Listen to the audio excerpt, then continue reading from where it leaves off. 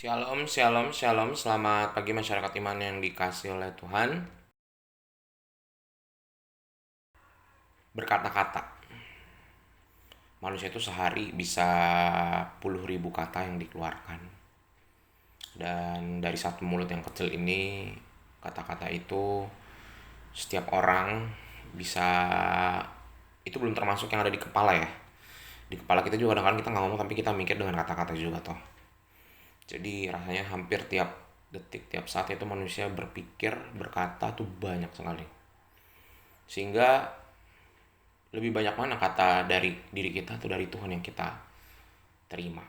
Kalau lebih banyak kata-kata dari kita ya nggak heran kalau hidup kita tuh mentok-mentok aja. Nggak heran kalau hidup kita banyak masalah, karena yang kita lebih dengarkan adalah perkataan pribadi. Seharusnya perkataan Tuhan lebih banyak. Bahkan perkataan Tuhan yang sudah sedikit makin minim lagi, karena mungkin kita sibuk dan gak ada waktu. Semoga pagi ini kita memberikan waktu bagi Tuhan untuk masuk, dan biarlah kata-kata Tuhan walaupun yang sedikit ini nggak sebanding dengan kata-kata kita, biarlah itu yang paling mengena dan kita tanam paling dalam di hati kita dan di pikiran kita. Mari bersama-sama kita pujikan Kidung Jemaat 53. Kidung Jemaat 53, Tuhan Allah telah berfirman. Kidung Jemaat 53, Tuhan Allah telah berfirman.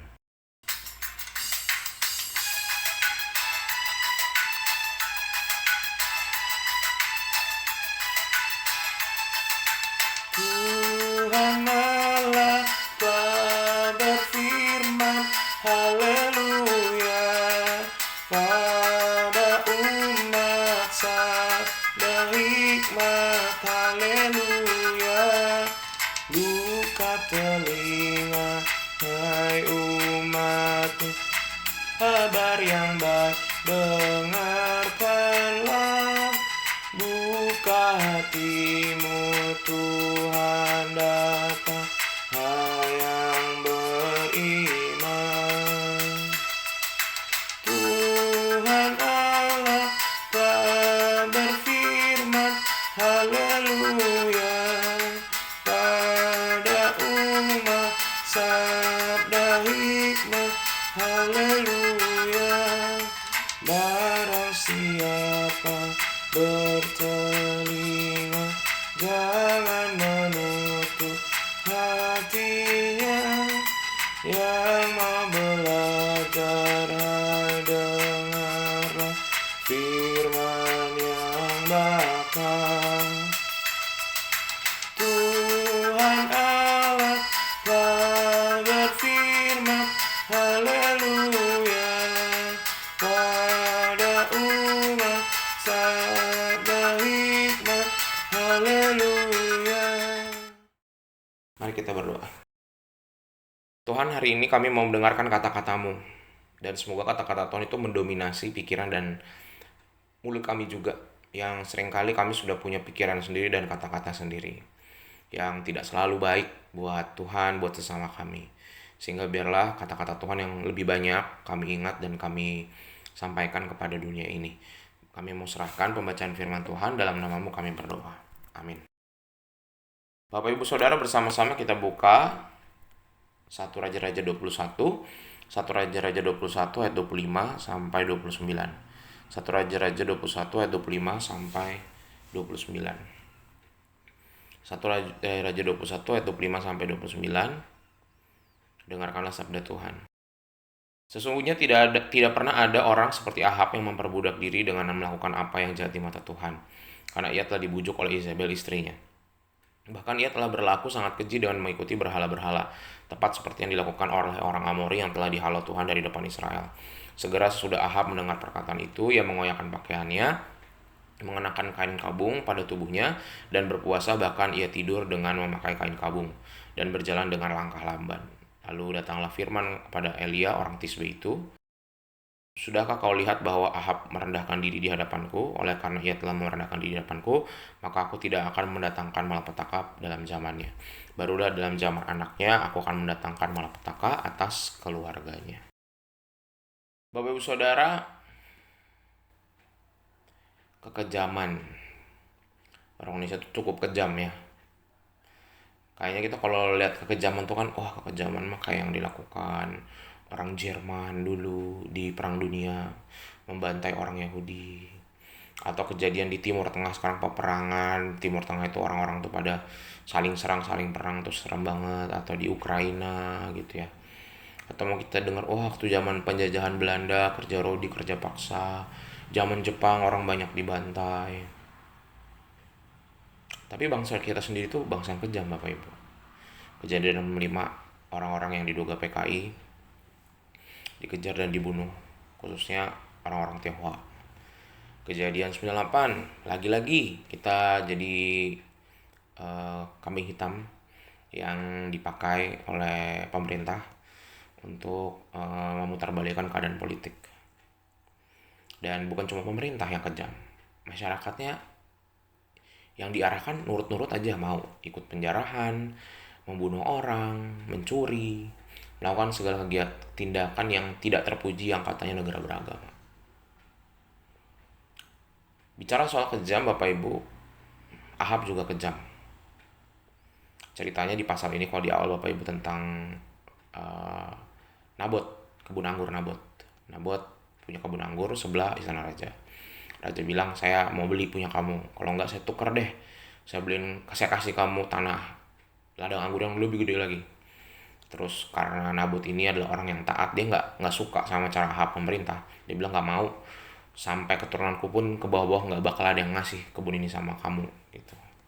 Nabot si Ahabnya bete, kesel dia kan, saya kok dibegitukan sama rakyat gitu kan, dia nggak terima. Akhirnya istrinya ngeliat dia, kamu kenapa sih? Si Nabot bete-bete, nggak mau marah, nggak mau makan, nggak mau ngapa-ngapain lah. Akhirnya Isabel nulis surat pakai atas nama Nabot ke orang-orang di sekitar wilayah kotanya. Kemudian dia cari cara gimana caranya. Akhirnya masyarakat itu menyalahkan Nabot. Kemudian ada orang-orang pembunuh suruh untuk menghasut masyarakat dan melempari Nabot sampai mati. Nah, melihat itu Tuhan geram, menyuruh Eli ngomong, menyampaikan kepada Isabel dan Ahab bahwa kamu dan keturunanmu, karena kamu begini terus kelakuannya, akan hancur dan keturunanmu akan berantakan. Nah, walaupun pada akhirnya si Ahab akhirnya menyesali perbuatannya, dia pakai kain kabung, dan sebenarnya bukan karena kalau ini memang salah Isabelnya, bukan Ahabnya kan tidak ikut terlibat dalam pembunuhan si Nabot. Tapi ini berpengaruh ke keturunan berikutnya, dia nggak dihukum Tuhan, tapi nanti keluarganya kena semua. Kejam, Bapak Ibu Saudara, kekejaman itu muncul justru malah ketika kita terlalu sayang pada sesuatu. Ahab terlalu sayang sama keinginannya, Isabel terlalu sayang sama Ahab.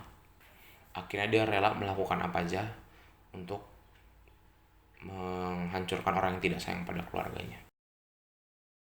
Bela keluarga perlu, tapi kalau keluarga kita salah, jangan dibela, ditegur. Karena kalau kita bela keluarga kita yang jahat, maka orang-orang baik di sekitar kita satu persatu akan hilang. Itu juga yang terjadi kenapa di Indonesia banyak kekejaman. Karena kekejaman itu bukan hanya karena ego aja, tapi karena kita kadang terlalu sayang pada sesuatu, sama keluarga, sama harta. Nggak boleh ada yang menyayangi sayang kita sama Tuhan tuh, nggak boleh ada. Lebih daripada termasuk keluarga, sekalipun keluarga tuh hal yang penting ya, dan Tuhan mengaruniakan itu dalam hidup kita. Menyayangi keluarga dengan buta itu juga nggak baik. Dan itu yang terjadi pada Isabel dan bisa menghilangkannya orang.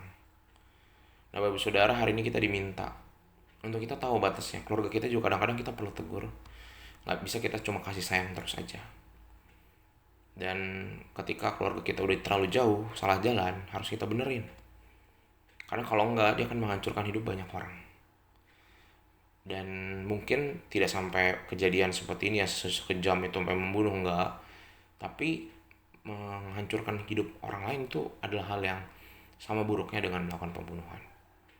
Sehingga mari sama-sama, kalau keluarga kita, orang tua, anak, saudara, sepupu, keponakan, ada yang melakukan hal yang kurang baik, mari sama-sama kita tegur, dan mari sama-sama kita kembalikan. Dan kalaupun saudara, anak, orang tua, keponakan, sepupu kita melakukan hal yang salah dan dia harus menderita, ya udah, nggak usah kita ya udah nggak apa-apa, kamu nggak apa-apa berbuat jahat, jangan kita sanjung-sanjung supaya dia senang, jangan. Kalau emang dia salah dan dia dihukum, ya sudah, itu menjadi bagian dari proses pendewasaan dia, nggak apa-apa. Tugas kita mendoakan semoga dia kuat dan dia memperbaiki diri, dan itu tugas kita. Semoga kita tidak menjadi seperti Isabel, dan semoga keluarga kita juga terus berubah, makin lama makin baik. Amin. Mari kita berdoa. Tuhan, terima kasih sama firman-Mu. Hari ini kami belajar bahwa kadang-kadang kami harus belajar untuk membiarkan keluarga kami berproses. Mungkin mereka disakiti, mungkin mereka menderita, mungkin mereka meminta bantuan kami. Tapi ada waktunya kami harus membiarkan Allah berkarya dalam hidup keluarga kami. Dan mungkin prosesnya tidak enak, tapi kami percaya biarlah itu untuk kebaikannya, dan juga ia bertumbuh dan mendewasa dalam Kristus. Kami serahkan keluarga kami dan hidup kami di sepanjang hari ini dalam nama-Mu kami berdoa. Amin. Selamat pagi, Tuhan Yesus memberkati, tetap bersemangat.